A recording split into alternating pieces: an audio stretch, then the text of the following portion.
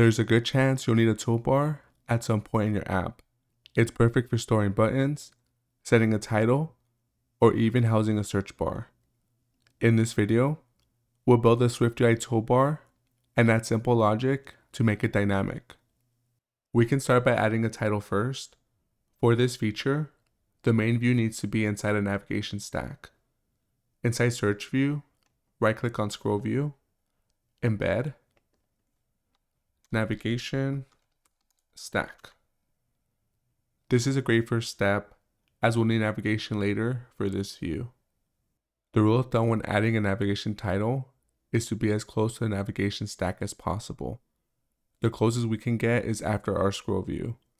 Find the scroll view closing brace. I'll scroll down, press enter after the brace, navigation title. It's tempting to hardcode the title in there. However, a good habit is to have the strings in one place where we can manage them better.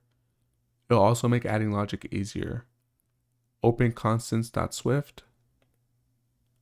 Make some space after the top rated TV string. Static let movie search string equals quotes movie search. Make a new line. Static let TV search string equals quotes TV search.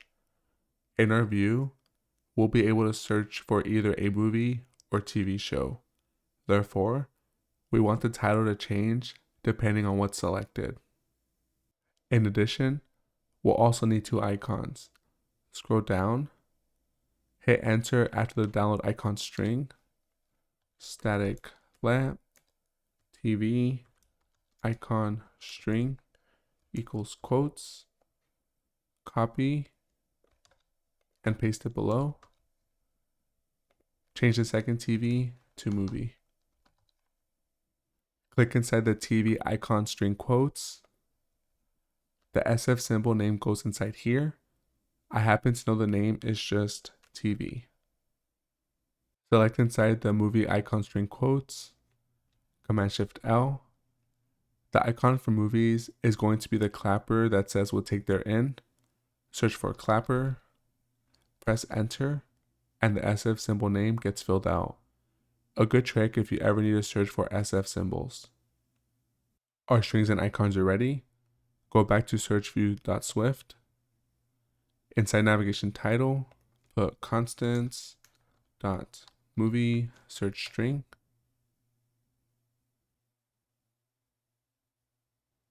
The title looks good. We also need a button to toggle between a movie and TV search. Press enter after navigation title, toolbar with braces. I'll scroll down. Inside the braces, we can define a toolbar item. Select the one that has placement and content. Placement is where the toolbar item will be. Top bar trailing. This puts the item on the right of the bar. Tab over to content and press enter. Inside these braces, we can define what's in the toolbar. Type button with braces. After the closing brace, label. Press enter to autocomplete. Label lets us define how the button looks. In this case, the button will be an SF symbol.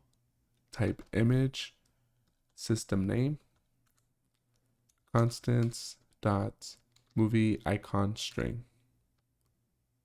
Nice. We get the image on the top right.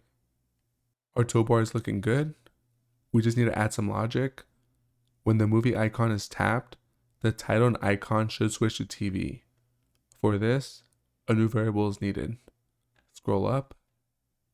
Make a new line after var titles.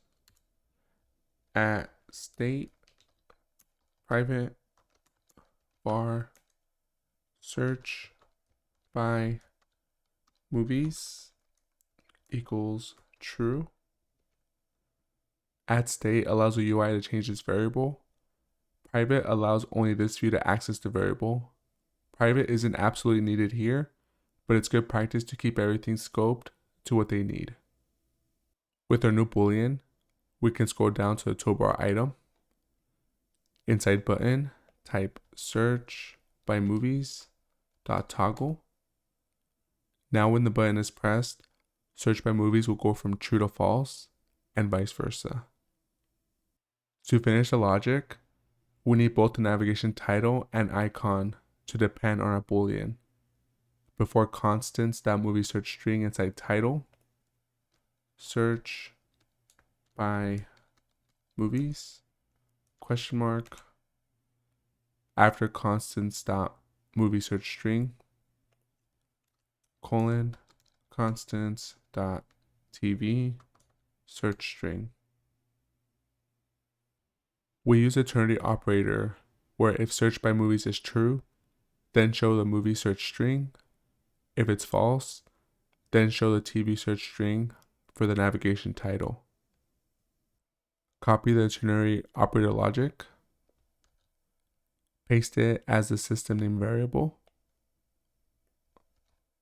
Just use movie icon string and TV icon string. This completes the logic. We can test this inside our preview. Nice. Everything is in working order. This is a great place to stop. Our UI has an awesome toolbar and some logic to help in the later stages. Thank you for watching. I'll see you in the next one.